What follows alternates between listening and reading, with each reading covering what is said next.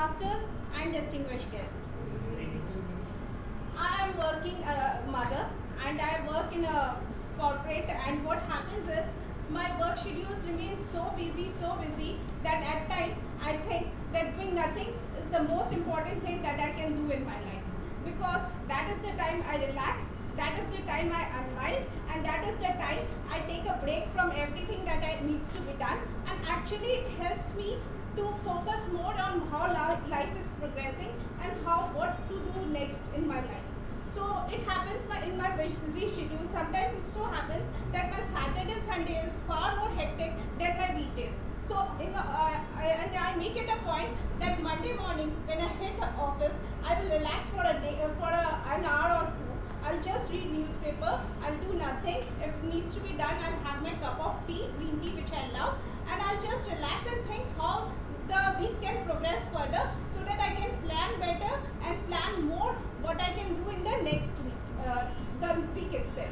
So it thinks that doing nothing is the best thing I can do, and relax and rewind myself and understand how to take my life forward. So it is always important to take a break in life, because I remember there was a woodcutter who has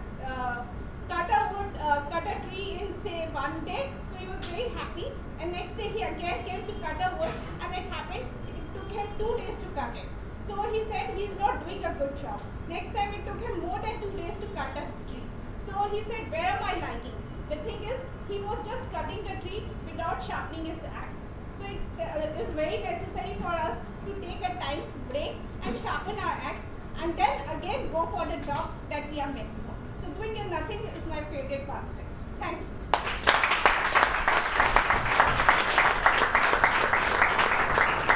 Thank you, Toastmaster Shilpa. I'm a huge fan of her elan of coming here and talking every evening. So we hope that you keep that up. Who's going to be next? Okay, Prithvi ji.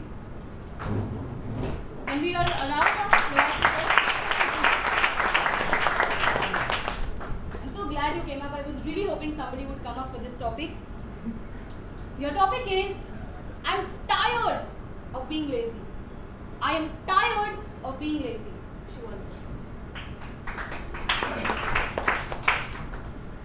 Good evening to everyone. So my topic is, I'm tired of being lazy.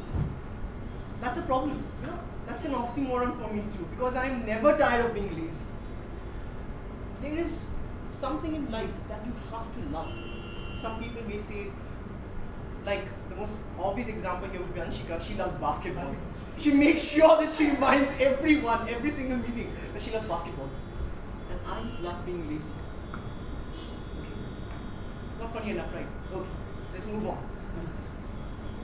I sometimes like to explain the extent of how lazy I am.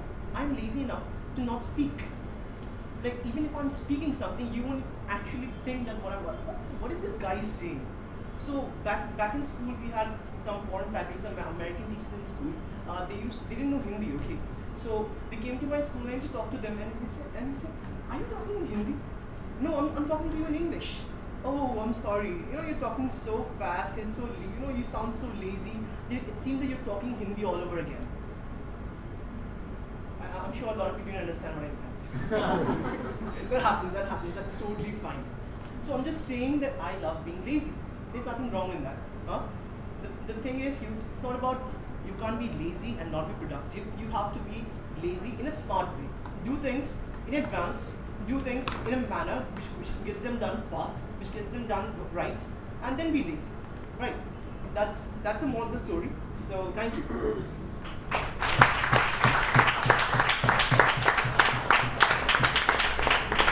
Thank you so much, Prithvi.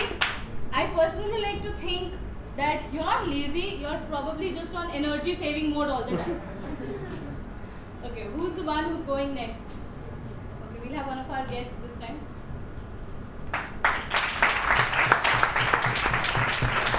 One more thing, for all the guests who come up here, please make sure that you mention your name so that we can count you in for the voting. Okay? Your topic is, what does it feel like to be a grown-up child? What does it feel like to be a grown-up child? All the best.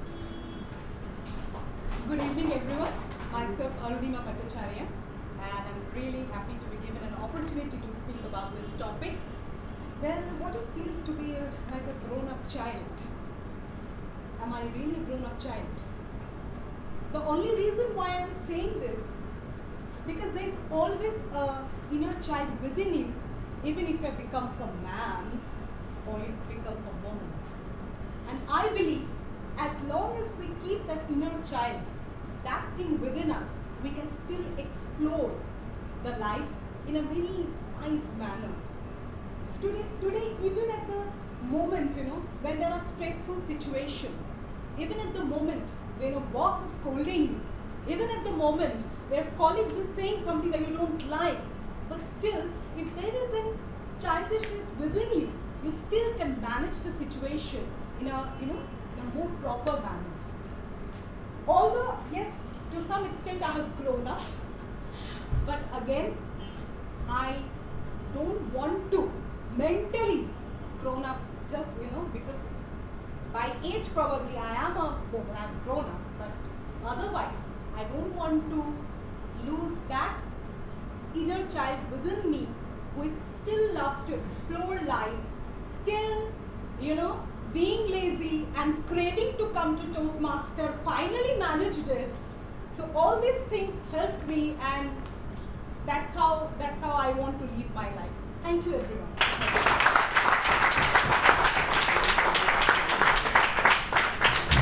Thank you, Arunima. We are glad that you could make it on a Friday evening here.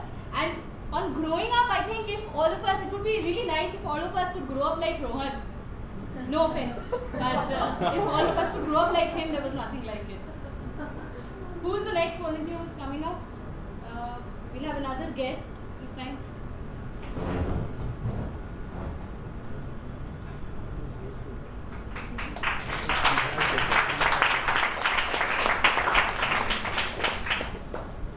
Your topic is, have you ever had a working holiday? Have you ever had a working holiday? All the best.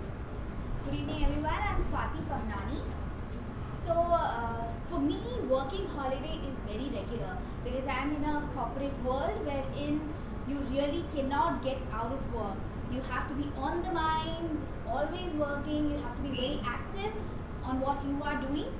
Working holiday for me should be actually something wherein I am in office, I'm working all the time, still there is a holiday. But for me it happens that usually my Saturdays, Sundays go like working. Whenever I want to make a plan, go outside, go and freshen up with friends, it's really very difficult for me because it's a working holiday for me. Working holiday for usually people is something like a holiday wherein they are relaxing, wherein they are having something which they love. For me, sometimes it happens that I love my work. So it's a holiday wherein I'm enjoying and doing what I love. So working holiday actually makes a good holiday for me, which is exactly as a normal holiday for others. So that's all. Thank you. Thank you so much, Swati, for sharing your thoughts with us. Who's going next? We'll have our GTM in the house.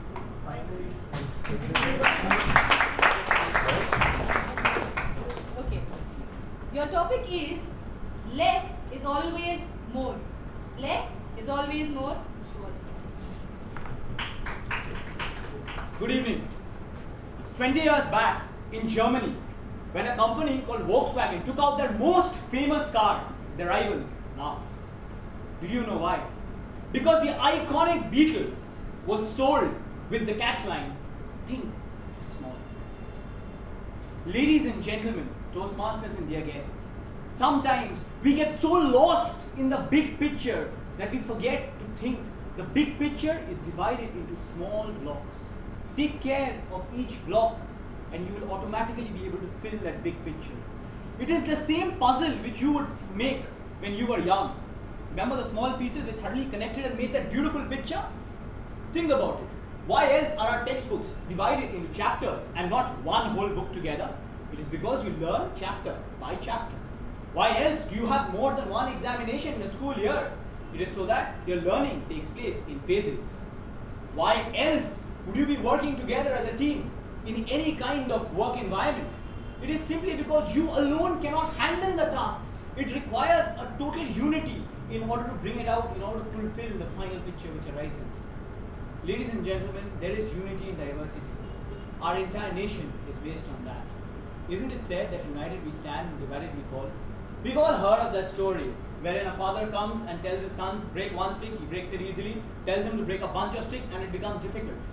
It is because, ladies and gentlemen, if you think about it small, think about it together, those little pieces merge together to give you something which is so compact and so strengthened that you will never fail.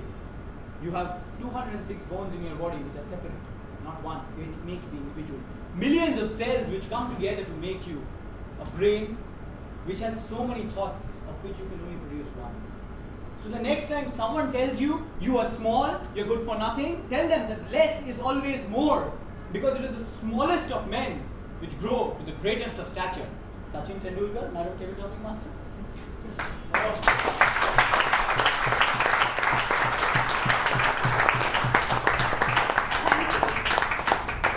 Thank you, DTM Arnav.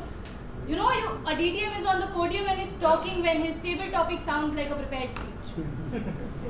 And with that, I will have the final topic of the day. So, any volunteers for the final topic? We'll have Achyut.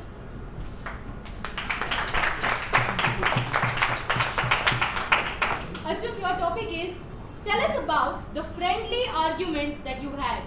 Tell us about the friendly arguments that you had. So, back in boarding school, I started as a very shy child. I went to boarding school in class 5, and I mean, all of us were these small children, lost, probably homesick, some tired, like some relieved because they were from the parents and all the schooling. But most of us were just sort of still settling into life at the boarding school, right? And it's slightly difficult when it started. And all of us slowly found our own niche in terms of how you could express yourself. You could be a good sportsman, you could be very good at theatre, you could be a class monitor or the teacher's pet or a brilliant student. And as people kept picking chits out of the hat and identifying where they fit in a larger class of different kinds of students, I was wondering where do I fit? Can I play sports? I'm as round as the football swimmer. I was as round as the football swimmer. Can I be a brilliant academic student? Probably not, because I don't like studying so much. I'm just drowning in books. So what do you do? And gradually, I started opening up to some people. There were these arguments which I had. I would actually disagree on most things. Like, someone would raise a point, and without actually hearing what they said, I said, no way, no, that can't be true. And then actually, okay, what did you say? Probably not what's wrong. And I actually realized that I was crossing paths or points of most of my friends across everything.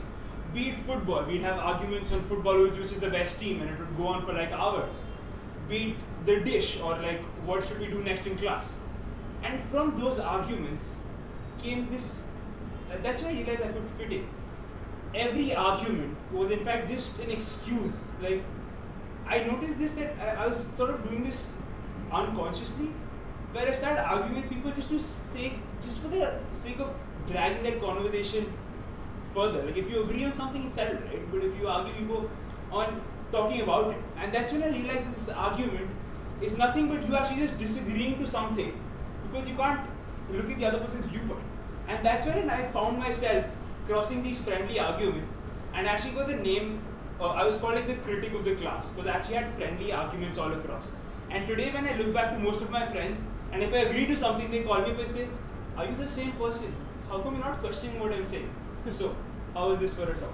Madam Thank you so much, Achyut. You know, arguments today are not just verbal, a lot of them happen